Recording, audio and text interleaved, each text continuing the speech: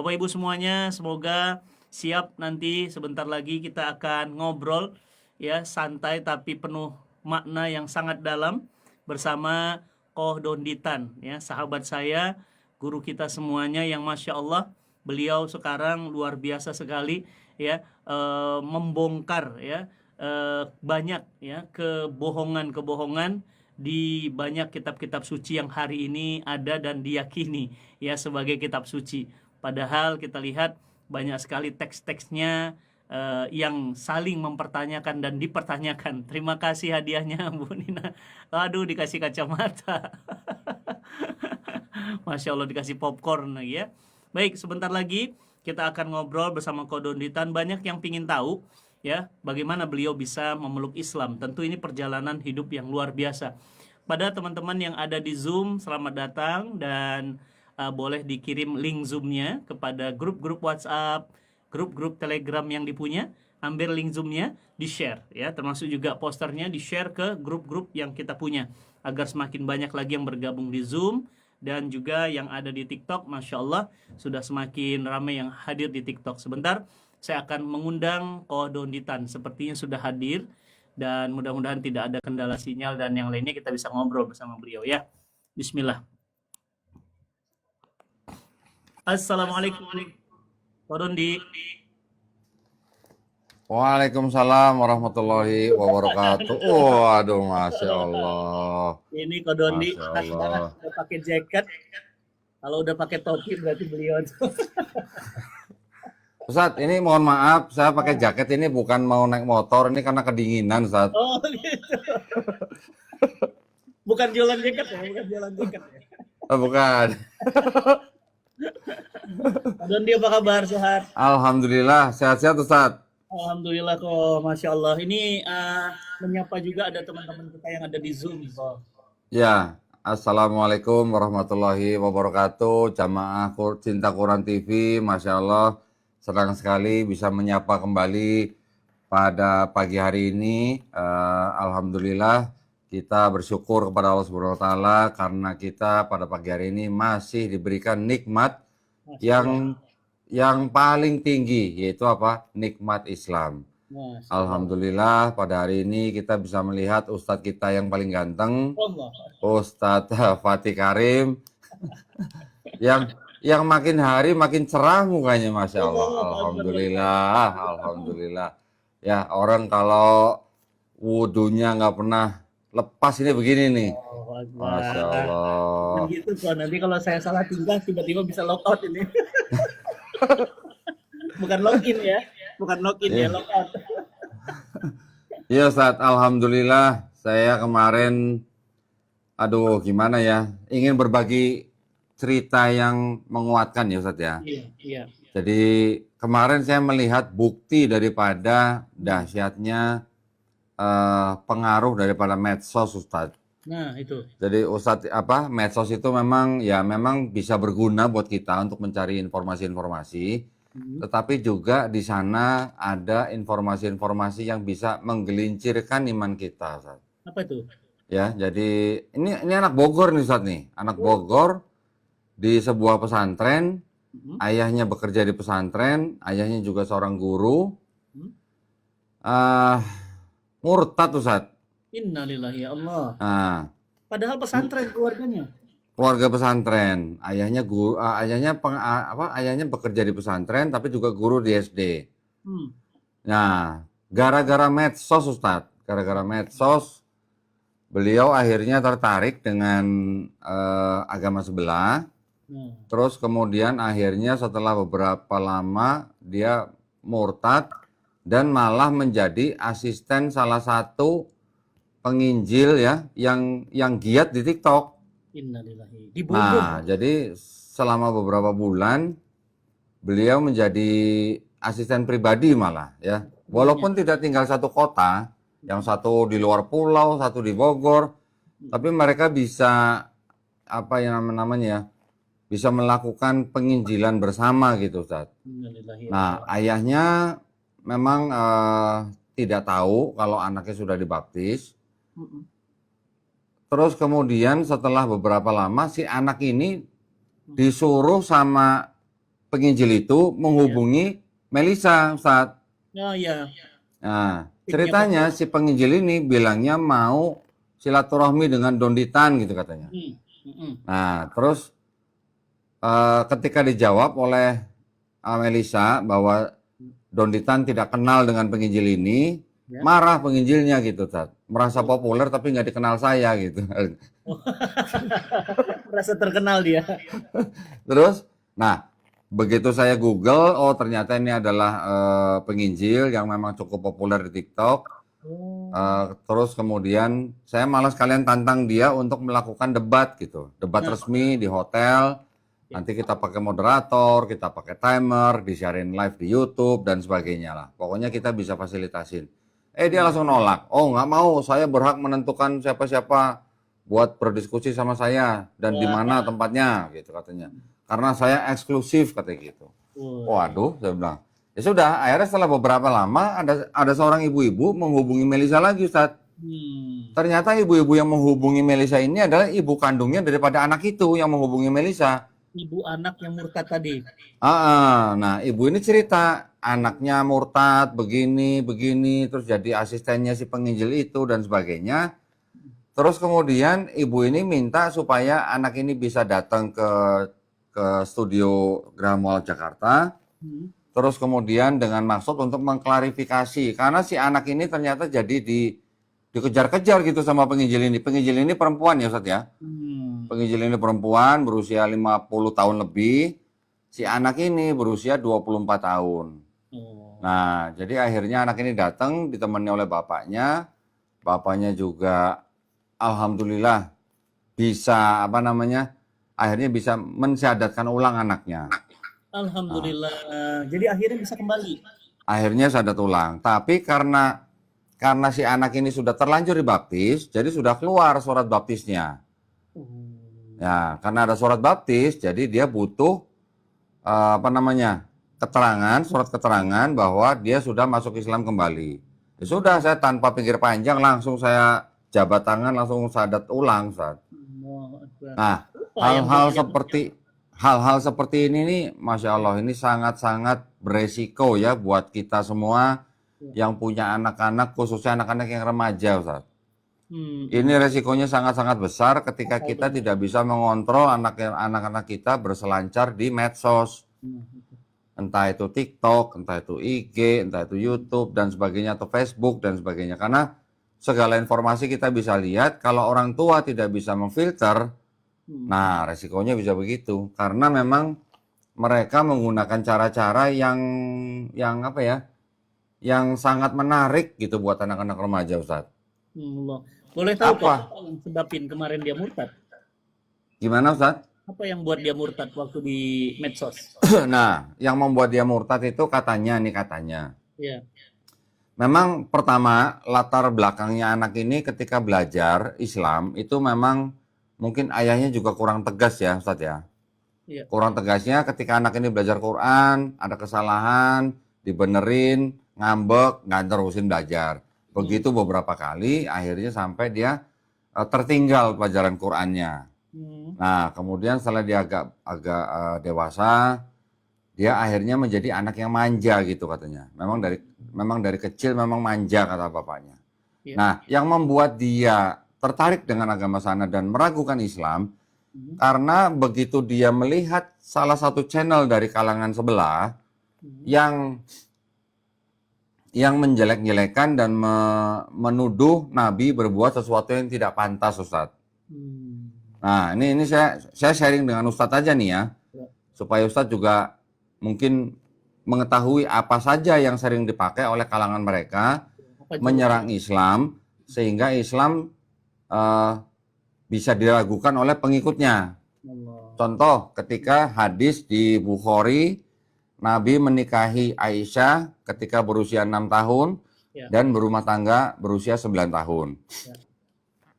Yang kedua, Nabi ketika menikahi mantan istri anak angkatnya yaitu Zainab yang dinikahi setelah bercerai dengan anak angkatnya. Dua hal ini memang sering sekali dipakai oleh kalangan mereka untuk berusaha melemahkan iman Islam. Nah, kalau orang Islam tidak belajar, mendengar seperti itu, otomatis mereka pikirannya kan, oh kok Islam begini, kok Ya. Islam begini. Nah, yang begitu memang yang Paling banyak sangat-sangat yang terputus beresiko. ya. Iya. Saya Jadi bilang sekarang sama orang kondisinya tuanya, sekarang kondisi anak ini udah balik lagi. sudah alhamdulillah. Baru hari Rabu kemarin datang ke sini, akhirnya kita juga syahadatkan ulang, kita keluarkan surat pernyataan apa? Surat keterangan dia bahwa dia sudah masuk Islam. Dan saya berinisiatif langsung menyediakan pengacara gratis untuk mereka. Masya Allah, luar biasa, Koko. Jadi keluarga ini, Ustadz, keluarga ini tuh diteror sampai didatangi ke pesantrennya. Penginjil perempuan ini datang pakai bawa-bawa pisau, ngancam mau bunuh diri dan sebagainya. Ya, jadi si anak ini Ya. sudah berusaha menghindari, tapi si penginjil ini bisa menghubungi teman-teman kuliahnya dan sebagainya. Sampai yang namanya miss call itu saya dikasih lihat, Ustadz. Yang namanya miss call itu sampai 100 kali lebih, Ustadz. Kayak sampai kejang-kejang begitu dia. Itu kalah itu member, itu apa, sales itu kalah, Ustadz. Kalah itu yang nagih judi online juga kalah tuh. Kalah. Jadi si penginjil ini memang dia adalah seorang janda, sudah punya anak berusia 20 tahun lebih. Dan dia katanya punya penyakit, Ustadz. Punya penyakit yang ngakunya, dia bilang ini penyakitnya cukup berat dan katanya hidupnya tidak lama lagi gitu. Nah, si penginjil ini pernah membuat si anak ini berjanji untuk nemenin sampai meninggal katanya. Nah, saya nggak tahu apakah itu bisa-bisanya penginjil itu aja atau bagaimana, kita nggak tahu ya. Tapi jadi intinya si penginjil ini menuntut janji si anak ini untuk menemani dia sampai dia nggak ada. Kayaknya Nah, ada sesuatu yang lebih deh itu. nah ya. Terus yang kedua, Ustadz, si penginjil ini sudah memberikan beberapa barang ke anak ini. Katanya total kurang lebih 28 item barang. Salah satunya itu adalah Bible, Ustadz. Ya, jadi si orang ini memberikan Bible kepada si anak ini. Nah, ketika si anak ini sudah tidak mau dengan penginjil ini, si penginjil ini menuntut supaya anak ini membakar semua barang yang dikasih ke anak ini, termasuk Bible. Nah, untung ayahnya pintar. Ayahnya bilang, kami orang Islam tidak diajarkan untuk menista agama lain.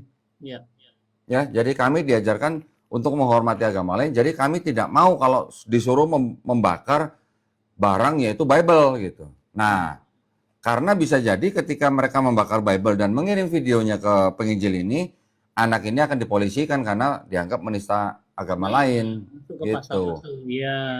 Nah, jadi sungguh kalau boleh dibilang memang mereka seperti punya kebanggaan, Ustadz ya. Bisa memurtadkan orang, apalagi anak pengurus pesantren. Nah, ini memang berarti. Ya, jadi kita sangat-sangat prihatin ya, dan kita juga sangat-sangat menghimbau ibu-ibu, bapak-bapak yang punya anak, terutama yang sedang berada pada fase-fase rawan ya, usia-usia remaja, usia-usia sekolah, dan usia-usia ketika mereka punya akses kepada medsos. Waduh, ini sangat-sangat berisiko tinggi. Nah, kita seharusnya sebagai orang tua kita harus membekali anak kita dengan Quran gitu, saat. Alhamdulillah. Kok dulu modus mereka itu kan pacaran ya. Iya. Pacaran nanti murtad. Nah, gitu. Sekarang fasenya berubah ya. Ya. Tanyakan sesuatu yang meragukan keimanan mereka kepada Islam. Benar, Ustaz. Jadi yang saya pernah dengar kalau yang kalangan mereka yang laki-laki, Ustaz, mereka punya misi itu 4M, Ustaz. 4M, apa tuh? 4M. Tahu, Ustaz? Belum. Memacari. Oh, memacari, oke. Menghamili. Allah, memahami. Hah? Setelah itu apa? Menikahi. Nikahi. Yang terakhir apa? Memurtadkan. Oh, 4M modusnya begitu. Saya baru tahu nih. Nah, sekarang dari kalangan mereka yang wanita juga ternyata bisa melakukan hal-hal yang kurang lebih sama, yang mirip-mirip. Jadi sampai anak ini mempunyai ketakutan, Ustaz, seperti orang trauma sekarang. Jadi karena begitu dikejar-kejar, Wah, ini anak jadi seperti orang stres. Mental Semalam ketika videonya saya tampilkan, saya tayangkan, langsung semalam anak ini dikejar-kejar oleh pengacara penginjil ini. Saya bilang jangan takut, hadapin aja. Saya udah sediain pengacara gratis. Saya langsung minta pengacara saya untuk menemani atau mendampingi anak ini menghadapi mereka. Kalau mau dilaporin, silakan laporin. Masya Allah. Kita akan hadapin. Gitu. Jadi kita nggak boleh takut dengan hal-hal seperti itu, Ustaz. Ya, mereka mengancam dengan undang-undang ITE dan sebagainya, hadapin aja saya bilang. Kita tidak mencemarkan nama baik dia kok. Gitu. Bahkan kalau kita mau melaporkan dia, kata orang tuanya itu malah lebih banyak delik dari kita daripada dia. Sudah datang ke rumah orang, bawa pisau 2 katanya dan segala macam. Nah, itu yang Teman-teman, ini yang ketahuan ya, yang nggak ketahuan di luar sana kok bisa kebayang Ya. banyaknya, bisa kebayang banyaknya, dan ini semua adalah dampak dari ketidakpahaman, keraguan terhadap agama sendiri, ditambah di sosial media ditambah keraguan pada iman dan Islam. benar, Ustadz. Jadi sangat-sangat penting kita membekali anak-anak kita dari mulai mereka bisa membaca Quran, kita juga harus membekali mereka dengan ilmu yang disebut dengan ilmu kristologi, Ustadz. Ya, jadi penting banget ya belajar Penting ini. banget. Ya Allah. Kalau kita tidak tahu kristologi, kita hanya bisa bertahan. Ya. Hanya bisa bertahan. Nah, pertahanan itu kadang-kadang bisa jebol kalau diserang dari sisi mungkin ekonomi, asmara, pendidikan, dan segala macam. Ya. Nah, yang jadi pertanyaan, gimana cerita awalnya kok Dondi bisa belajar ilmu ini? Banyak yang nggak Nah, tahu. Kok ngerti teks Bible, ngerti teks Torah dan yang lainnya, ngerti teks Mazmur dan yang lainnya. Saya tuh bingung dari mana kok bisa belajar. ya, qadarullah ya Ustadz ya, ini namanya sudah diizin daripada Allah Subhanahu wa taala. Jadi ketika saya pertama kali belajar kristologi itu malah saya nonton waktu itu mungkin belum ada istilah FYP ya Ustadz ya. Iya. Zaman sekarang kan ada FYP ya.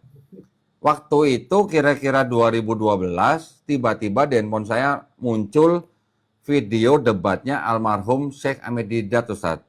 Bukan Ahmed Didat. Ya, Ahmed Didat, sorry. Ya, Almarhum Syekh Ahmed Didat yang berdebat dengan seorang pendeta yang mana Masya Allah ya, kita tidak pernah tahu ketika kita dakwah seperti ini juga kalau ada orang menonton di mana dan kapanpun mereka menonton, bisa jadi video kita ini menjadi jalan buat orang itu menjemput hidayah, Ustaz.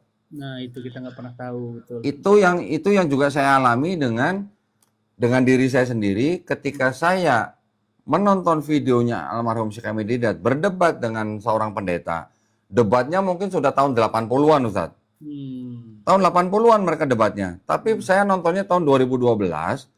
Ketika saya tonton, saya merasa ya panas gitu Ustadz ya. Karena apa? Karena kitab saya dikritik.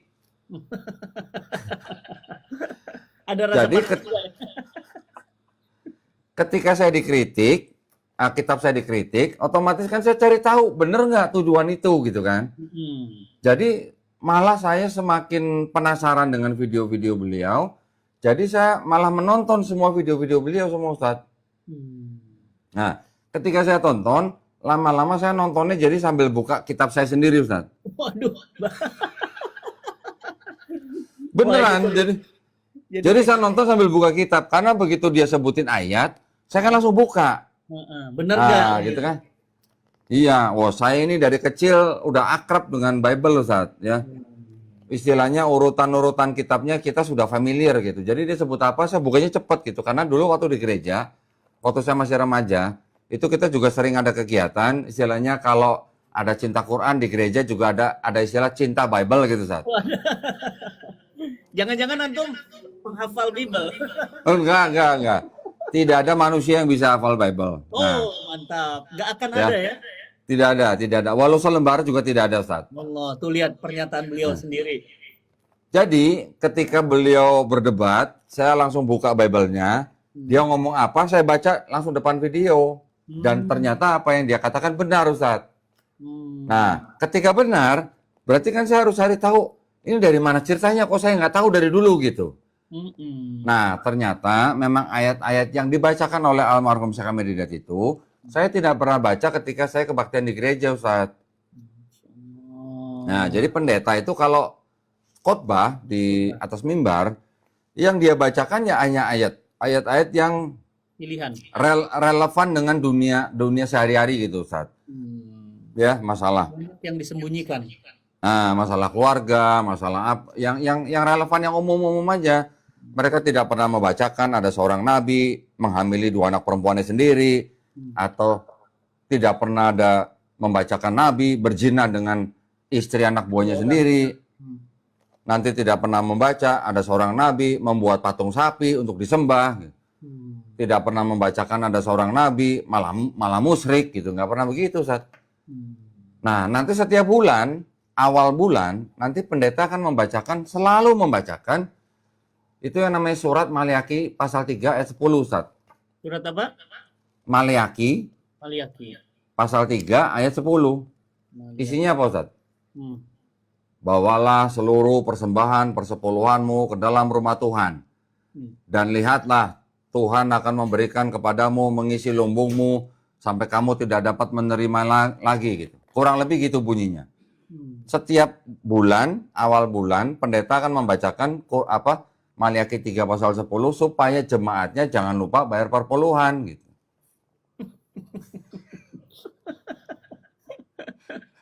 Paham maksud saya, Ustaz ya? Nah, jadi ketika kita sudah awal bulan, kan waktunya sudah gajian, jangan lupa bayar perpuluhan gitu. Tagihan pajero gereja udah jatuh tempo gitu. Loh, saya pernah dulu begini, Ustaz. Ibu saya, mama saya masuk rumah sakit, dirawat. Nah, namanya kita anak kan pasti kita harus merawat orang tua kan, Ustaz ya? Iya, pasti. Nah, ketika kita sedang merawat orang tua, waktunya kita bayar perpuluhan. Nah, saya tunda bayar perpuluhannya nih. Baru ditunda bayar perpuluhan, besoknya saya ditelepon sama Pak Pendeta, halo Pak Doni sehat gitu. Ya, itu namanya gentle reminder, Ustaz. Halus ya. Halus, ya. Ini udah jatuh tempo gitu istilahnya. Nah, saya lanjutkan, Ustaz ya. Jadi, ketika saya mempelajari kitab saya lagi, mengulang ya. Saya pelajari ulang kitab saya, ternyata membuat saya untuk melakukan riset mandiri gitu, Ustaz. Membuat riset mandiri. Apa betul yang dikatakan oleh almarhum Syekh Ahmad Didat ini? Nah, ternyata saya mendapatkan jawabannya itu malah dari kalangan Kristen sendiri. Gitu. Bahwa di kalangan mereka ternyata itu juga ada kelompok yang memang malah mengikuti aliran disebut dengan aliran kritik teks. Ya, kritik teks. Ya. Dan setelah saya pelajari lebih dalam lagi, ternyata Bible saya itu di luar negeri versinya begitu banyak. Versi ya, Ustaz ya, versi ya, bukan terjemahan ya. Banyak versi. Kalau terjemahan kan macam-macam, terjemahan bahasa Indonesia, terjemahan bahasa Inggris, terjemahan bahasa Belanda, terjemahan bahasa Spanyol dan sebagainya, terjemahan. Tapi ini versi, waduh, dapat hadiah kok. Masya Allah. Tapi kalau namanya versi, Ustadz, itu bisa aja sama-sama satu kitab yang berisi kira-kira 66 surat. Tapi dalam 66 surat itu ada ayat yang di versi ini ada ayat yang di versi ini tidak ada. Quran ada nggak, Ustadz, versi yang begitu? Sama-sama 114 surat, tapi yang di sini ayat Al-Fatihah misalnya, yang ayat ke-5, ke-6 misalnya tidak ada, yang di sana ada. Ada yang begitu nggak, Ustadz? Nggak ada. Nggak ada kan, semuanya ada gitu kan? Sama seluruh dunia. Nah, paling-paling yang perbedaannya apa? Ada sekelompok orang Islam yang membaca Quran surat Al-Fatihah, kalimat basmalahnya ada yang jahar, ada yang sir, kan begitu, Ustadz? Ya. Tapi kalimat basmalahnya kan di kedua mushaf itu ada gitu kan. Nah, di kitab saya yang di sini ada ayat ini, yang di kitab ini ayat ini nggak ada. Nah, kemana ayat ini? Ternyata yang ayat tidak ada ini adalah ayat yang memang ternyata disisipkan. Disisipkan kira-kira di abad ke-16 ya. Ketika kalangan yang kritik teks ini menerjemahkan ulang, mereka tidak mau pakai terjemahan yang di abad 16. Mereka menerjemahkannya dari naskah-naskah abad keempat gitu, Ustaz. Nah, ketika mereka menerjemahkan naskah yang abad keempat, di naskah itu tidak ada ayat itu gitu. Lah, kok tiba-tiba yang abad 16 ayat ini muncul. Nah, sampai sekarang ayat itu jadi ada. Nah, jadi kelompok ini dalam satu agama ini, yang satu kenal ayat ini, yang satu tidak kenal ayat ini gitu. Iya, bisa begitu pasti. Bisa begitu. Nah, sekarang kalau kita Ustadz, misalnya di Quran kita, Quran surat At-Taubah ayat 30 misalnya. Di Mushaf Hafiz ada misalnya, di Mushaf Waras nggak ada gitu. Ada nggak begitu Ustadz? Nggak ada. Kan nggak ada, semuanya ada ayat itu. Yang membuat perbedaan hanya cara bacanya gitu kan Ustadz ya? Ya, Nah, cara bacanya ini kan karena mungkin dialek orang. transliterasi, ya. Nah, dialek Ustadz, ya kan? Kan Ustadz Fatih Karim lama di Bogor nih. Ya. Ada yang ngomong, katanya orang Bogor nggak bisa ngomong F ya Ustadz ya? Betul, fitnah. Fitnah, gitulah. Seperti itu kan. Nanti orang Inggris ngomongnya Friday, giliran di Australia ngomongnya Friday gitu kan. Nah, belum lagi nanti ada Inggris aksen Amerika dan sebagainya. Aksen atau dialek yang berbeda. Tapi hurufnya semua sama, ayatnya sama. Nah, ayatnya sama, mungkin ada tanda baca yang sedikit berbeda. Tanda baca sedikit berbeda karena dia menimbulkan vokal yang berbeda. Vokal yang berbeda, tapi kan tidak merubah makna dalam satu ayat, Ustaz. Betul. Dan tidak merubah makna tauhid dalam satu Quran. Betul. Nah, itu yang istilahnya membedakan, Ustaz ya, antara Quran dan Bible. Di dalam Bible terjadi hal-hal yang menjadi versi karena perbedaan ayat, dan juga malah yang lebih parah lagi ada perbedaan jumlah surat, Ustaz. Waduh, fatal. Nah, kalau di Quran di Indonesia 114 surat, di Maroko sama 114 surat, di Amerika sama, di Australia sama, dimanapun seluruh dunia jumlah suratnya semua sama. Jumlah suratnya sama nggak? Jumlah ayatnya sama nggak? Jumlah ayatnya juga sama. Cuman mungkin ada di negara-negara lain yang menggunakan mushaf yang dari imam siapa, dia kemudian memberikan nomor ayat berbeda dengan tempat lain. Tapi ayatnya sama gitu kan. Ya. Kan begitu. Betul. Nah, tapi kalau yang di kalangan yang agama saya dulu, jumlah suratnya beda, Ustaz. Mendingan saya peragakan Ustaz ya, biar enak ya. Coba misal. Sebentar saja, sebentar. Waduh, ini bahaya nih. Yuk, teman-teman semuanya, diklik tombol share. Yuk kita klik tombol share. Ini belum diklik tombol share, yang ikut sudah 2400 live ya. Coba diklik tombol share, kita bagikan yuk. Bagikan ke grup WhatsApp, grup Telegram, grup Facebook. Juga ada yang di Zoom. Selamat datang teman-teman yang di Zoom. Boleh diambil linknya, dibagi-bagikan. Sayang loh, ini obrolan jarang diulang oleh Pak Dondi. Nah, sekarang beliau akan bongkar isi kitab-kitab dari agama sebelah dan ditunjukkan bagaimana kemudian ketidakkonsistenan ayat dengan ayat yang lain, baik dari sisi jumlah maupun makna. Nah, gini Ustaz, ini saya hanya memberikan 4 contoh Ustaz ya. 4 contoh dari kalangan mereka yang walaupun sama-sama percaya atau akidahnya sama, sama-sama orang yang percaya dengan Trinitas Ustaz nih. Ini sama-sama percaya Trinitas. Tapi kitabnya bisa beda-beda jumlah suratnya. Nah, contoh. Ini adalah Bible-nya orang Kristen, Protestan ya Ustaz ya, Protestan. Sekarang ada yang di banyak gereja. Yang sekarang, iya yang sekarang. Ini yang kebanyakan dipakai oleh kalangan Kristen Indonesia ya. Ini Bible-nya Kristen Protestan berjumlah 66 surat Ustaz. 66 surat, oke. 66 surat ya. Ini dari kalangan Katolik. Oke, ya. Nah, kalangan Katolik ini punya 7 surat lebih banyak daripada punya Protestan. Berarti 66 tambah 7. Ya, 73 ya.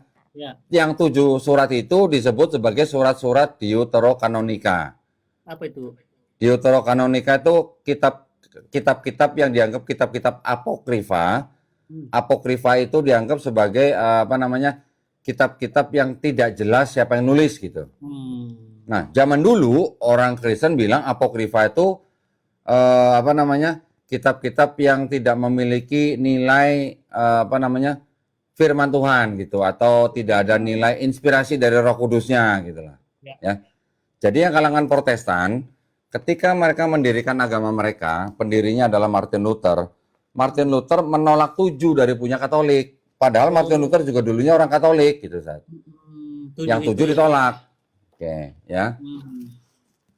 Nah, ini kita Ini belajar ada yang lagi. namanya Kristen Ortodok, Ustaz. Nah, Ya. Kristen Ortodok ini punya jumlah surat 78. Ada 78, oke. 78, ya. Jadi ke yang Katolik menolak berapa? Menolak 5 dari Ortodok. Si Katolik menolak 5 dari Ortodok. Ya. Oke. Yang ini Ustaz punya Kristen Ethiopia. Ya, saya kemarin lihat kitab itu. Nah, Kristen Ethiopia ini mereka kalau melukis Yesus itu Yesusnya berkulit hitam. Karena Ethiopia. Ya, karena Ethiopia. Nah, mereka nggak mau kalah.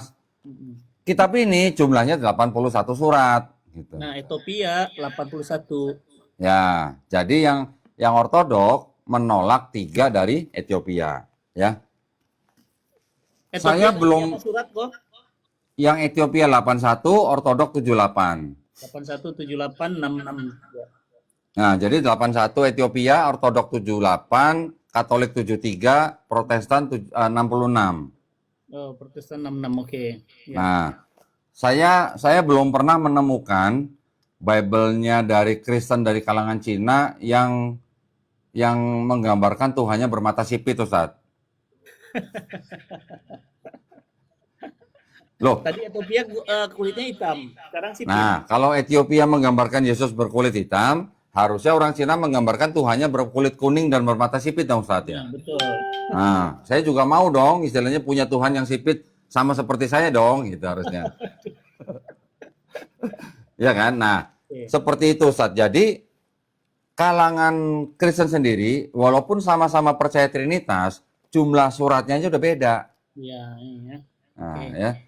Kalau di Islam kok tidak ada yang begini? Di Islam kok sama semua, 114 surat, jumlah ayatnya juga sama, kurang lebih 6.236 ayat yang kita kenal di Mushaf Indonesia. Ya, yaitu mushaf daripada mushaf Hafiz dari yang kita kenal bacaannya mau orang dimanapun baca sama gitu bacaannya sama. Cuman cara bacanya aja yang berbeda gitu. Ayatnya bunyi sama, huruf hijaiyahnya sama, cuman cara bacanya aja yang berbeda. Kan gitu Ustaz ya. Nah, jadi dari situ saya juga udah mulai mikir, ini gimana ya ceritanya ya? Kok bisa ya? Ini kok agama saya kok malah punya kitab yang beda-beda surat gitu. Nah, berarti saya waktu itu sudah mulai meragukan karena apa? Karena ada ayat-ayat yang disebut ayat sisipan atau ayat yang tidak asli. Kemudian juga jumlah suratnya beda-beda. Berarti saya sudah mulai mikir gini, Ustaz. Kalau begitu nih yang salah yang mana gitu. Saya nggak nanya yang bener. Yang mana yang benar, yang mana yang salah karena banyak. Iya, jadi saya nanya yang salah yang mana gitu kan nggak mungkin semuanya benar gitu kan. Dan semuanya nggak mau salah. Semuanya nggak mau salah, semuanya mengaku sebagai yang benar gitu. Iya. Wah, Nah, menarik nih obrolan. Iya ya. iya. Makanya kalau kita nanya, Ustaz, jangan mana yang benar, mana yang salah. Jadi pertanyaannya jangan yang mana yang salah. Iya. Semua nggak mau ngaku salah. Jadi ketika saya juga bisa akhirnya menemukan yang namanya kontradiksi, Ustaz. Kontradiksi. Di dalam satu kitab ada kontradiksi. Ketika saya bertanyanya mana yang salah. Saya nggak nanya mana yang benar. Karena apa? Karena kan nggak mungkin dua-duanya benar. Pasti ada yang salah. Iya. Logikanya sederhana banget. Sederhana banget gitu. Nah, akhirnya ya setelah saya menemukan bukti-bukti itu, ya akhirnya kan saya mau nggak mau kan harus nyari. Saya tetap mau percaya bahwa kita manusia ini adalah ciptaan yang maha kuasa. Saya tetap percaya bahwa ada Tuhan yang maha kuasa itu gitu. Saya juga mau percaya istilahnya nggak mungkin Tuhan yang maha kuasa ini tidak menurunkan petunjuk yang benar gitu. Iya. Nah, akhirnya saya baru mencari Ustadz. Dari Kristen ketika saya mencari kan saya harus melalui beberapa tahapan. Yang pertama kali saya pelajarin lagi adalah apa? Dari mana Kristen berasal? Ketika saya tahu Kristen berasal dari mana kitabnya Kristen berasal?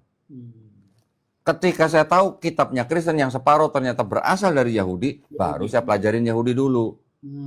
Oh, ternyata Yahudi begini. Oh, ternyata Yahudi itu tidak kenal yang namanya konsep Tuhan turun jadi manusia, apalagi sampai turun, sampai harus mati di atas kayu salib, dalam tanda kutip bunuh diri gitu ya. Nggak kenal konsep itu. Nah, hanya untuk menebus dosa manusia.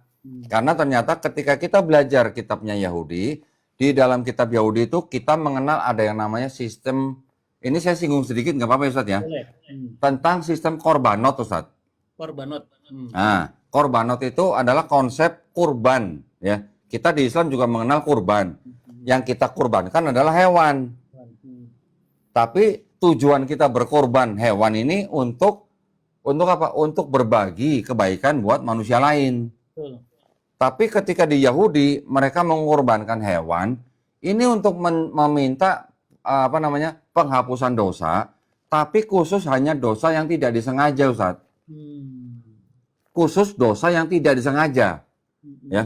Kok bisa ada dosa tidak sengaja? Bisa, gitu. Macam-macam. Jadi mereka mengenal yang namanya mengenal dosa itu macam-macam, Ustaz. Dari mulai niat aja tuh udah dianggap bisa dosa kalau niatnya jahat. Belum lagi nanti yang keluar dari mulut. Belum lagi nanti yang kita lakukan gitu. Itu nanti bisa ada beda-beda dosa gitu. Nah, dari dosa yang dilakukan secara tidak sengaja, orang Yahudi punya konsep bisa dihapuskan dosa itu dengan cara berkorban, dengan cara mengorbankan hewan. Cuman cara kurbannya bagaimana? Mereka kan punya bait suci, Ustaz. Ya. Nah, kurban hewan itu harus dibawa ke bait suci. Ya, tidak boleh apa namanya, kurbannya tidak boleh cacat. Ya. Kurbannya itu apa namanya harus disembelih oleh imam daripada bait suci. Darahnya harus dipercikan di beberapa tempat di bait suci. Kemudian apa namanya disembelih di bait suci. Jadi syaratnya harus dilakukan di bait suci. Nah, karena sekarang mereka sudah tidak punya bait suci kan sudah hancur tahun 70 Masehi. Jadi makanya sekarang orang Yahudi tidak melakukan itu lagi gitu, Ustaz. Karena tidak ada tempat kondongnya. Ya, jadi yang saya tekankan adalah orang Yahudi melakukan kurban hewan itu hanya untuk dosa-dosa yang tidak disengaja. Gitu saja. Tapi kalau untuk dosa yang berat dan serius bagaimana? Nah kan begitu. Ya. Nah, sebelum kita masuk ke dosa yang serius, orang yang melakukan kurban hewan itu pun juga bisa diberikan opsi, Ustadz. Opsinya apa? Kalau dia punya duit, dia bisa pakai kambing atau domba. Ya. Kalau nggak Duitnya nggak ada nih Ustadz nih. Boleh ganti dengan sepasang burung tekukur. Boleh Ustadz. Kenapa harus burung tekukur? Ya, itu tradisi mereka. Tradisinya. Kalau Boleh nggak merpati? Nah, kalau keluarga ini tidak punya duit juga untuk menyediakan burung tekukur, boleh diganti dengan 1/10 eva tepung, Ustaz. Tepung. Tepung. Tepung. 1/10 eva. 1/10 eva itu ada semacam kayak satuan berat ya. Satuan berat dari kalangan Yahudi. Saya juga nggak tahu berapa gram, saya nggak tahu. Mungkin sekilo, 2 kilo, saya nggak tahu. Tapi bisa apa namanya? Diganti gitu, Ustaz. Jadi kalau opsinya orang kaya bisa kambing domba, dia kurang kaya bisa dengan sepasang burung tekukur, dia tidak kaya bisa dengan 1/10 eva tepung. Nah, bagaimana dengan orang yang melakukan dosa yang berat atau yang serius? Ya. Orang yang melakukan dosa yang berat atau serius itu tidak perlu berkorban, Ustaz. Nah, jadi korban hanya orang yang melakukan dosa yang tidak sengaja. Tapi orang yang melakukan dosa yang sengaja, yang berat dan serius, misalnya berzina, misalnya membunuh dan sebagainya, itu mereka harus melakukan yang namanya bertobat. Bertobat, cukup bertobat. Dengan bertobat dan mereka tidak mengulangi lagi perbuatan itu, mereka menyesali perbuatan itu, dan mereka membela anak-anak yatim, mereka memperjuangkan perkara janda-janda, mereka mengusahakan keadilan, mereka mengendalikan orang kejam, mereka berbuat baik. Kalau kata kita, insya Allah, nggak ada hukumannya? Itu diampuni Ustaz dosanya. Dosanya diampunin menurut mereka gitu. Jadi sama dengan kita juga kalau kita berbuat dosa, kita juga apa namanya diminta hanya bertobat kan Ustaz. Iya, Kita tapi diminta untuk melakukan amar ma'ruf, nahi mungkar. Konsepnya sama gitu. Nah, ketika saya mempelajari agama Yahudi itu, saya baru tahu, oh ternyata Kristen mengambil konsep korban itu, ya, korban hewan di dalam Yahudi itu, diambil oleh Kristen, tapi hewannya diganti Ustaz. Ya, hewannya diganti bukan dengan tepung, tapi dengan manusia Yesus Kristus. Gitu. Allah Akbar. Ya, jadi di sini kita harus akhirnya bisa membandingkan, oh ternyata di Yahudi ada konsep kurban hewan, Kristen mengambil konsep itu tapi diganti dengan manusia. Korbannya jadi kurban manusia. Padahal di dalam kitabnya Yahudi, mengorbankan manusia itu adalah merupakan kekejian dan kejijikan buat Tuhan Yang Maha Esa. Iya. Nah, itu ayat-ayatnya ada semua gitu. Nah, bagaimana ceritanya kalau di Perjanjian Lama Tuhan tidak berkenan dengan pengorbanan manusia, kok tiba-tiba bisa berubah menjadi korban yaitu Yesus? Iya. Nah, ini kan konsep Ustadz ya. Ini kan konsep. Jadi kita harus paham, oh ternyata ada beda konsep seperti ini.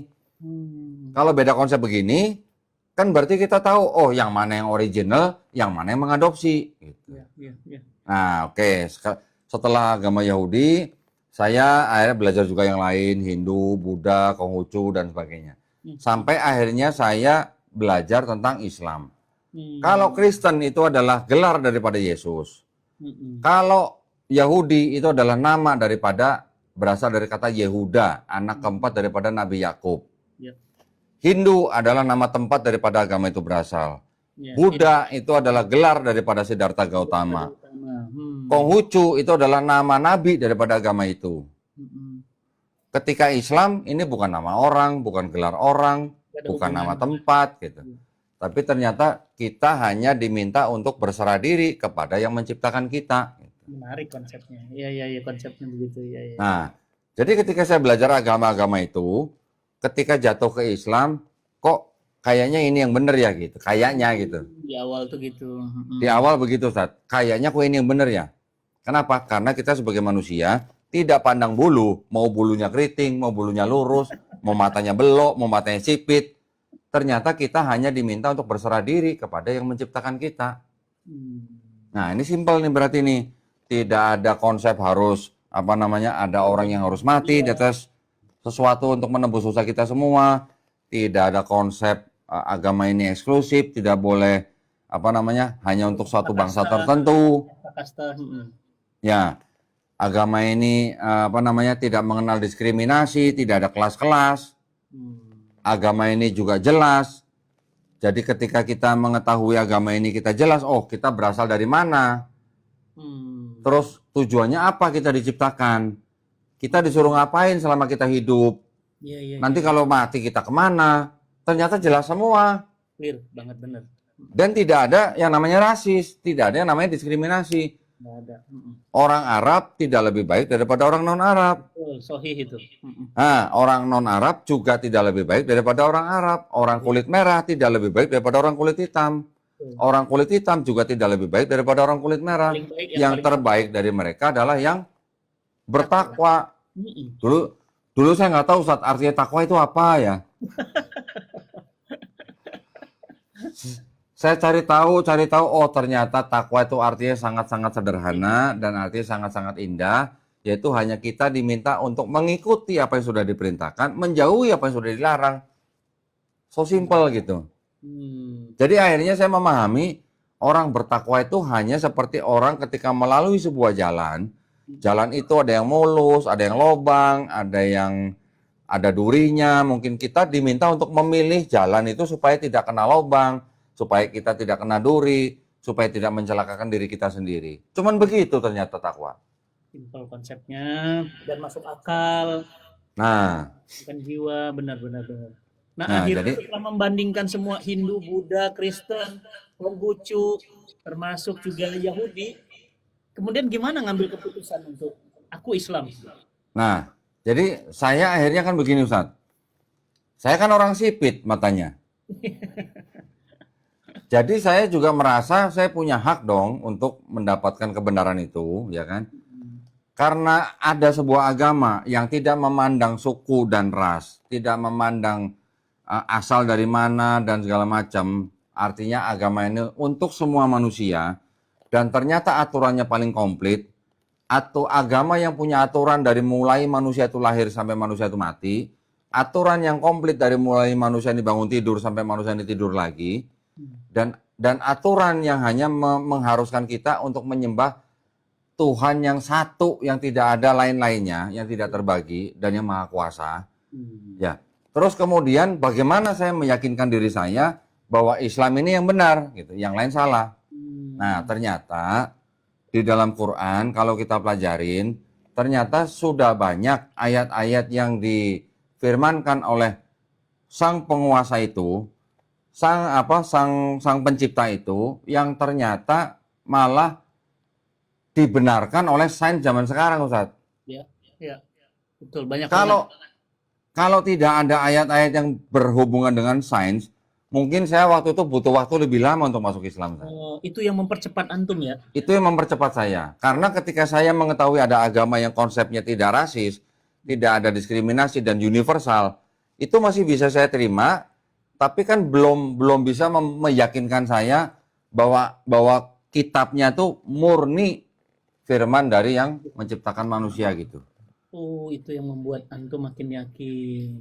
Yang membuat saya sangat yakin bahwa Islam ini adalah agama yang benar-benar diturunkan oleh Tuhan yang Maha Esa itu dari Quran yang berhubungan dengan ayat-ayat yang berhubungan dengan sains. Misal, boleh tahu? Contoh Ustaz, besi yang kita pakai, besi. Ya, hadid. Hadid, ayat 25. Ya. Kami menurunkan besi ini supaya apa? Supaya bermanfaat buat manusia. Iya, betul. Kalau kata kan anzalna itu kalau lebih tepatnya diartikan dengan kata menurunkan, Ustaz ya. Ya. Bukan mengeluarkan. Ada yang menerjemahkan dengan kata menciptakan. Tapi saya pernah baca Quran yang menerjemahkan dengan kata menurunkan. Ya. Kalau menurunkan itu kan dari atas, Ustaz, nggak mungkin dari bawah. Betul. Namanya dari turun. mana besi turun? Nah, ternyata setelah saya pelajarin di dalam sains, NASA aja berani mengatakan bahwa bumi yang ada di dalam di bumi ini yang bisa diambil oleh manusia untuk dimanfaatkan itu ternyata berasal dari benda-benda langit yang jatuh ke bumi ketika bumi belum lama tercipta. Nah, itu betul. Nah, kita bisa mengeksplorasi besi untuk kita ambil, untuk kita manfaatkan. Tapi ternyata besi-besi yang kita ambil di bawah permukaan tanah itu ternyata besi-besi yang jatuh dari benda-benda langit. Ya. Nah, karena sudah miliaran tahun, sudah tertutup tanah, besi itu baru kita eksplor. Tapi kita kan belum bisa mengambil besi yang mungkin dari inti bumi gitu ya. Nah, saya mengambil kesimpulan, NASA aja berani mengatakan besi yang ada di bumi tidak berasal dari bumi. Kok bagaimana bisa ceritanya di Quran bisa dituliskan begitu? Sejak kapan Nabi Muhammad SAW belajar tentang astronomi gitu misalnya saya? Salah satunya itu, Ustaz. Kemudian ada lagi nanti ayat yang mengatakan bahwa kami menciptakan alam semesta ini dan mengembangkannya gitu. Betul. Artinya alam semesta ini berkembang, mengembang gitu, mengembang. Zaman dulu mana ada manusia tahu kalau alam semesta ini mengembang? Ya. Sebelum ada teleskop Hubble. Iya, betul. Dari mana gitu? Nah, ternyata ilmuwan zaman sekarang pun mungkin kira-kira baru berapa puluh tahun yang lalu lah, Ustaz, berani mengatakan bahwa alam semesta kita ini ternyata mengembang. Nah, saya mulai mikir lagi, dari mana ceritanya Nabi Muhammad SAW bisa berkata alam semesta mengembang? Kalau tidak punya apa? Teleskop. Iya. Dan dari mana? Teleskop. Kan kita sebagai manusia, saat kita sudah diberikan akal dan pikiran untuk berpikir, untuk mencari tahu, ya kan? Nah, ketika kita bisa membaca di sebuah kitab ada ayat-ayat seperti itu, lah, kalau kita tidak tahu hal-hal yang lain di luar daripada Quran, contohnya misalnya sains dan sebagainya, terus bagaimana kita bisa memahami Quran kalau kita hanya iman buta gitu istilahnya, Ustaz? Nah, Jadi intinya gini, Ustaz, intinya gini, di dalam Quran banyak ayat-ayat yang waktu itu bisa diturunkan, dibacakan kepada orang-orang Arab pada saat itu, tapi tidak mungkin ayat itu bisa diketahui oleh seseorang tanpa dia punya alat-alat canggih seperti zaman sekarang gitu. Belum ada teleskop, kok bisa tahu alam semesta mengembang. Belum ada mikroskop, kok bisa menceritakan kronologi pengembangan daripada bayi atau embrio. Betul. Belum ada alat sonar buat melihat lapisan tanah, kok bisa tahu kalau gunung itu pasak.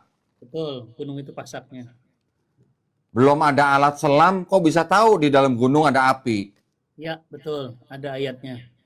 Nah, terus ceritanya Nabi Muhammad SAW itu siapa yang ngajarin gitu. Nah, itu pertanyaan mendasar. Nggak Nah, bahkan, kan gitu. Iya. Apa mungkin Nabi Muhammad SAW itu diajarin sama alien?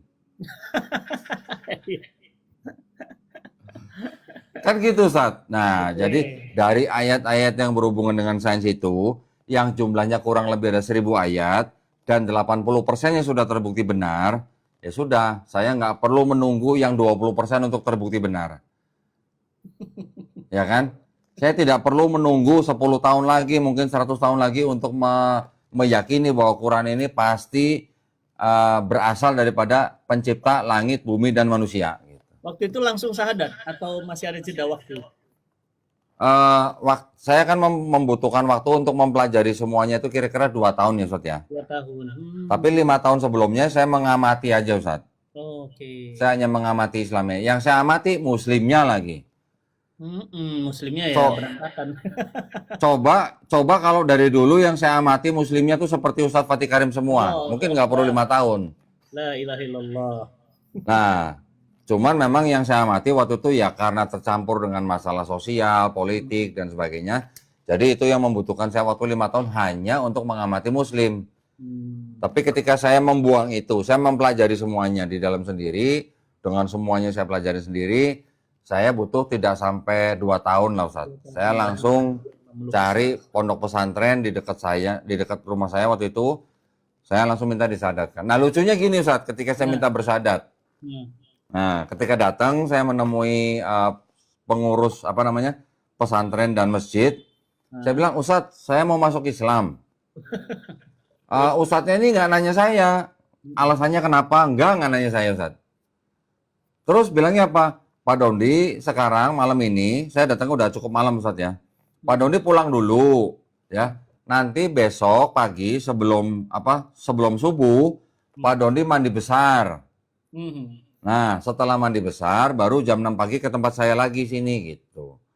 Sudah, saya kan nggak tahu apa-apa, saya ikutin aja. Jam 6 pagi, sebelum jam 6 pagi saya udah di pesantren, baru saya disadatkan, disaksikan oleh karyawan saya sendiri sama istrinya Ustaz. Masih ada orangnya? Masih ada. Udah naik haji malah. Wah.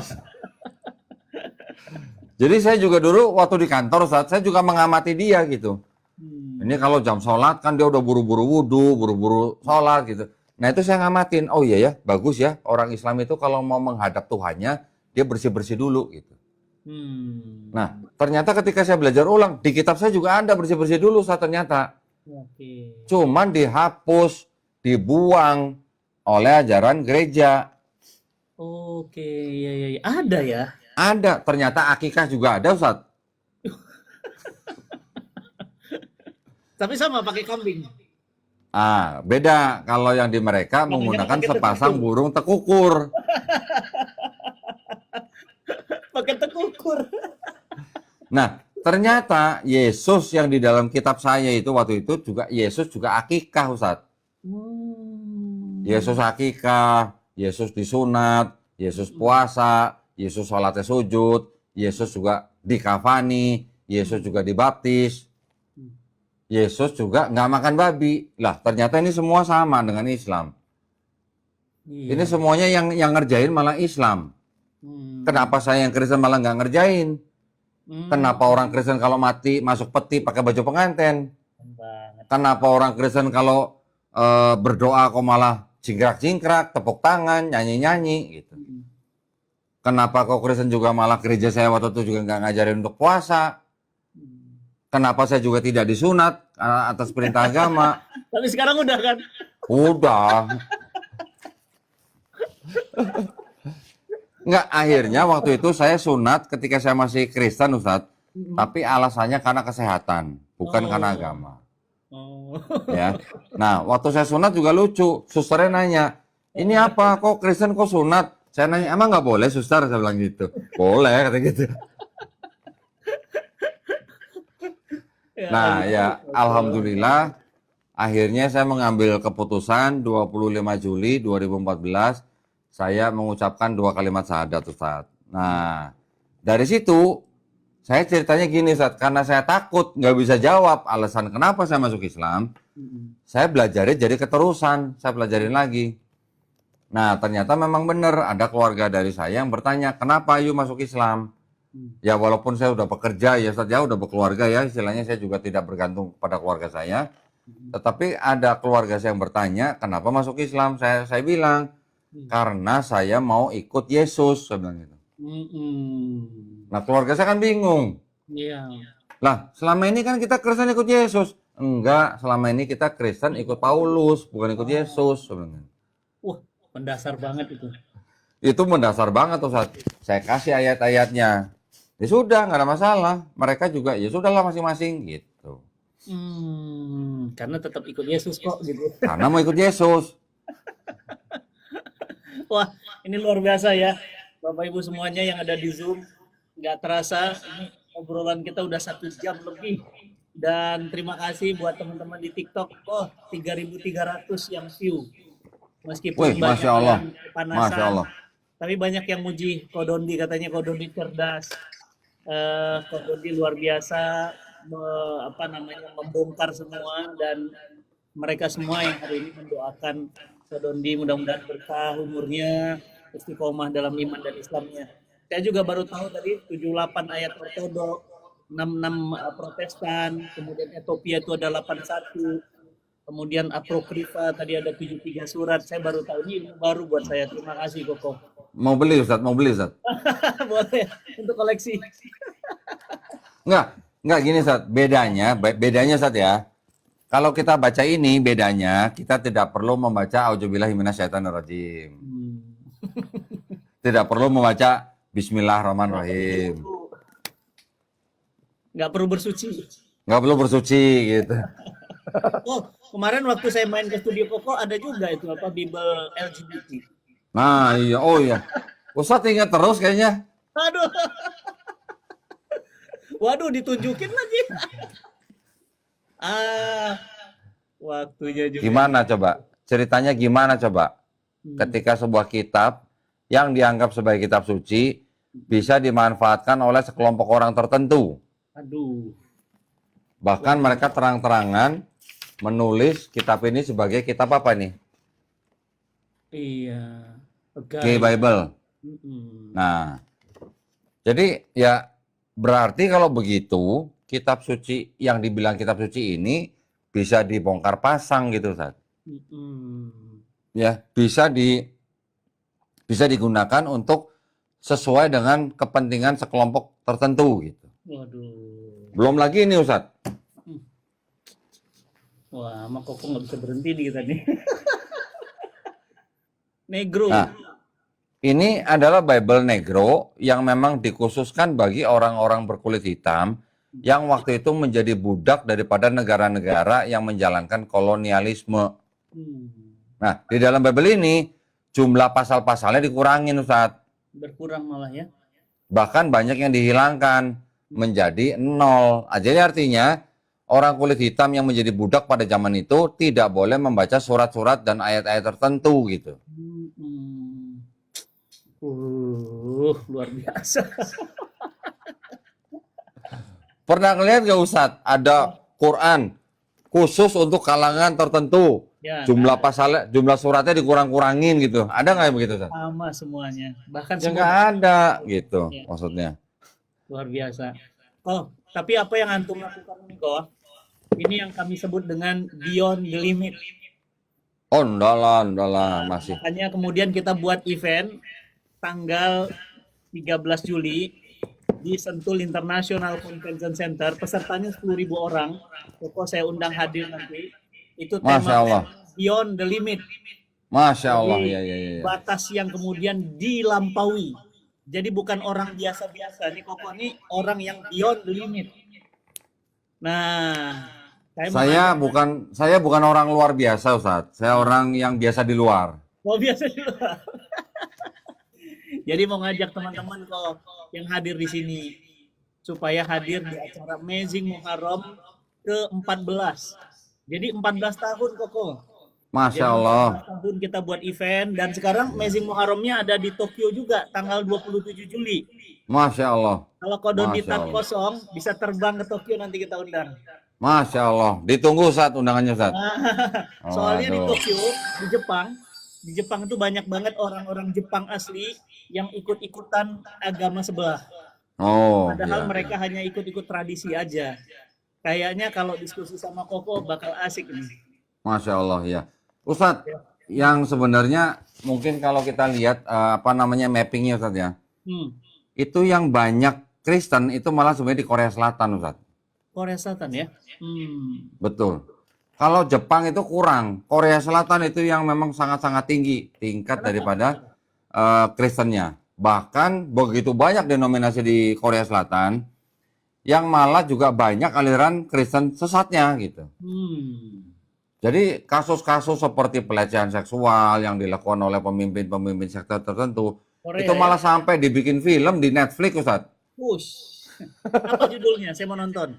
Judulnya The Holy Betrayal. Holy Betrayal. Oke. Nah, Itu itu Korea, ya? Korea. Pendetanya mengaku sebagai Mesias, pendetanya mengaku sebagai Tuhan dan sebagainya. Wah, itu sangat-sangat, waduh, mengerikan itu, Ustaz. Wah, seru juga nih. Kita Tapi, harus masuk Korea. ya, tapi saya juga sangat tertarik dengan berkembangnya Islam di Jepang, Ustaz ya. Karena kan orang Jepang itu kan boleh dikatakan sebenarnya orang-orang yang mungkin dikatakan mereka seperti orang tidak butuh agama gitu, Ustaz. Iya, sepertinya. Ya, sepertinya tidak butuh agama. Dengan moral mereka bisa menjalankan yang namanya sistem bermasyarakat di sana dengan sangat-sangat rapi gitu. Tapi ternyata masih butuh Islam juga gitu. Betul. Ternyata. Dan sekarang agama Islam paling pesat pertumbuhannya. Ya. Aja sekarang itu pertumbuhannya sampai 300% di Jepang. Masya Allah. Masya Allah. Ini kabar gembira buat teman-teman semuanya. Dan Koko, ini ada kabar gembiranya. Salah satu pembicara di Amazing Muharram 14 nanti tanggal 13 Juli itu ada bintang film majalah dewasa, bintang film video dewasa. Waduh. Di Jepang. Tapi saya nggak mau ngenalin ke Koko, bahaya nanti. Takut ingat masa jahiliyah. Bukan cuma itu, takutnya nanti jadi istrinya Koko. Waduh. Aduh. Waduh. Wah, itu sangat menarik ya. Seorang bintang film dewasa, akhirnya dia mau menerima Islam ya, Ustaz ya. Betul. Masya Allah. Itu hanya ada di Amazing Muharram 14. Yang di Jepang ya, Ustaz ya? Manapun. Karena dia masuk Indonesia nggak mau diundang oleh siapapun kecuali oleh kami. Masya Allah. Loh, ini nanti dia menjadi pembicaranya yang di Amazing Muharram 14 yang di Indonesia atau di Jepang, Ustaz? Dua-duanya. Oh, dua-duanya. Di Jepang karena dia orang Jepang, di Indonesia karena kita undang. Masya Allah. Mau kita buatin berdua sama Koko nih, bagus nih membahas. Waduh. Jangan sampai, Ustaz, jangan sampai nanti saya ngomong begini. Kayaknya saya pernah nonton kamu deh kayaknya. Waduh. Ampun Koko. Wah, keren banget. Wah, ini. Masya Allah. Koko ini luar biasa. Itu, Ustaz ya. Jadi itu membuktikan ya, Ustaz ya. Jadi yang bisa membolak-balikkan hati manusia itu cuma Allah ya, Ustaz ya. Betul. Saya sebenarnya ngundang beliau ingin mengkomunikasikan pada publik segelap-gelapnya kehidupan orang, sepekat-pekatnya kehidupan orang bisa dapat hidayah loh. Iya. Artinya jangan sombong, jangan meremehkan, nggak boleh merasa soleh. Orang merasa soleh itu salah. Tapi orang merasa banyak salah itu ciri soleh. Betul. Nah, jadi teman-teman segelap apapun masa lalu, segelap apapun masa lalu tamu kita ini namanya Nurai Istiqbal, itu nama Islamnya ya. Nah, Hmm. nama jahatnya saya nggak akan publish. Ya, Ya. Jadi ya, Nura ya. Istiqbal. Wah, dikasih topi. Waduh, Aduh. Nah, Nura Istiqbal ini kemudian dia yang sekarang berhijab sempurna, dia baca Quran, dia belajar Quran, dan Masya menariknya Allah. kok, dia belajar Qurannya Quran terjemah yang sedang cinta Quran buat di Jepang. Masya Jadi Allah. beruntung banget buat teman-teman yang ikut wakaf Quran bersama cinta Quran. Masya Allah. Itu pahala yang Uh, mewakafkan Quran itu luar biasa, luar Ustaz. biasa, Luar luar biasa. biasa. Ya. Dan Hmm. sebaik-baiknya manusia adalah manusia yang bertobat kan Ustaz ya? Nah, itu, Masya Allah. itu. Jadi sebenarnya poinnya di situ. Nah, jadi Koko coba lihat tanggal sekarang. Tanggal 13 Juli ya, nggak boleh ada agenda lain. 13 Juli ya. Ya, 13 Juli, 13 hari Ahad, Juli. di Sentul International Convention Center, SICC, yang katanya ada wakafnya Koko di sana. Wakifnya loh, Kodon itu wakifnya. Wakif. Wakifnya. Karena ternyata ada wakafnya di situ. Aduh. Nostalgia dong saya berarti sono Ustaz. Koko. Waduh. Jangan-jangan kalau Koko datang nanti, mereka bilang, loh, kok ada di sini? Enggak, udah banyak ganti orang Ustaz. Itu udah Oh, berapa banyak tahun ganti yang lalu orang. lah. Udah banyak orang udah. Tapi ada Udah sertifikat wakafnya nggak? Hah? Ada sertifikat wakafnya nggak waktu di Oh sana? enggak dikasih, enggak dikasih. Nggak dikasih. Waktu itu sih bilangnya cuma tercatat di surga gitu Ustaz katanya. Oh, terus satu di sana. Waduh. Datang ya Koko ya, 13 Nostalgia dong insya Allah Ustaz. Insya Allah ya, Ustaz. 13 Juli, Sentul International Convention Center. Bagi Insya Allah. teman-teman, ini lagi ada promo tiket. Ya, silahkan informasinya kunjungin Instagram @mazingmuharram. Amazing Muharram. Pesertanya 10.000. Masya Sekarang Allah. tiketnya bergerak menuju 3.000 lebih. Masya Jadi Allah. saya Ya. khawatir teman-teman nggak kebagian ya. Jadi teman-teman harus dari seluruh Indonesia terbang khusus ke Jakarta. Nanti langsung turun di Halim aja, langsung deket cuma 20 menit langsung masuk Sentul. Di Sentul ada Sentul International Convention Center, ada Amazing Muharram 14. Ya, ya, ya. Dan insya Allah saya ingin mengundang Ko Dondi untuk dakwah di Jepang nanti bersama teman-teman yang ada di Jepang. Buat yang ada di Jepang siap-siap, nanti saya akan mengumumkan tanggalnya. Insya Allah Ustaz. Koko Insya Allah katanya Ustaz. bagasinya aja bisa 50 kilo karena dia bawa kitab-kitab. Nanti Overweight. Ustaz, nanti kalau kalau bagasi saya diperiksa sama petugas imigrasi sana gimana ya? Saya nggak Ini jamin. ini kenapa ada Bible lagi bete ini katanya? Waduh, lagi bete. Iya ya, kemana-mana bawa kitab semua. Ngeri juga ya nanti kalau ditanya kamu LGBT ya, waduh nggak usah jawab ntar saya. Lagi bete. Koko, ini terima kasih banget. Saya yakin teman-teman semua di sini juga akan beraktivitas lagi. Dan mohon doanya Koko, saya sedang prepare barang karena besok saya akan berangkat haji, membimbing. Masya Allah. Ya Allah, saya doakan Ya. Pak Dondi sehat-sehat, berkah, Insya Allah sama-sama Ustaz. jauh di mana. Mudah-mudahan Ustadz Fatih Karim diberikan kelancaran, kemudahan selama ke Tanah Suci ya. Mudah-mudahan semuanya dilancarkan Ustadz ya. Mudah-mudahan kembali ke Indonesia dengan selamat, tak kurang suatu apapun. Mudah-mudahan sama istri Ustadz berangkatnya ya, sama istri ya. Tahun ini sendirian. Waduh, curang ini. Waduh. Waduh, sengaja ini kok. Berarti nanti pulangnya sama selamat ya Ustadz ya. Allah. Makasih Ya. Koko doanya. Insya Allah Ustadz, Insya Allah Ustadz. Oh, nanti khusus tentang apa nih berkitab-kitaban saya, izin saya jadi muridnya antum. Saya ingin belajar. Waduh, belajar Serius, saya kitab-kitab. ingin belajar. Bahkan saya mau buat kelasnya nanti. Insya Allah, Ustaz. Psikologi. Karena ternyata dampaknya dahsyat ya, banyak orang murtad gara-gara nggak belajar. Ya. Jadi ya, kita melakukan kajian ini Ustadz ya, itu semata-mata hanya ingin melindungi umat Islam dari upaya-upaya pendangkalan akidah dan juga upaya-upaya pemurtatan Ustadz. Ini sangat-sangat penting. Tidak perlu belajar seumur hidup, tapi kalau sudah tahu pokok permasalahan, kita insya Allah tidak mudah dimurtadkan Ustadz. Nah, itu dia. Saya ingin belajar kok. Ya, Serius. insya Allah Ustadz. Insya Allah. Saya jadi murid, Saya ingin belajar karena saya banyak nggak tahu. Saya ingin belajar dan insya Allah teman-teman semua yang ingin belajar nanti kita buat kelasnya ya. Insya Allah, Ustaz. Insya Allah. Oh, terima kasih banget buat yang ada di Sama-sama, Zoom, Ustaz. teman-teman di Zoom. Terima kasih, Masya Allah konsisten banget 97 peserta. Abah Luki, terima kasih sudah memfasilitasi obrolan kita hari ini. Daging semua ya, Abah ya. Insya Allah nanti kita undang Kodondi. Siap. Masya Allah. Saya pamit ya, Ustaz ya.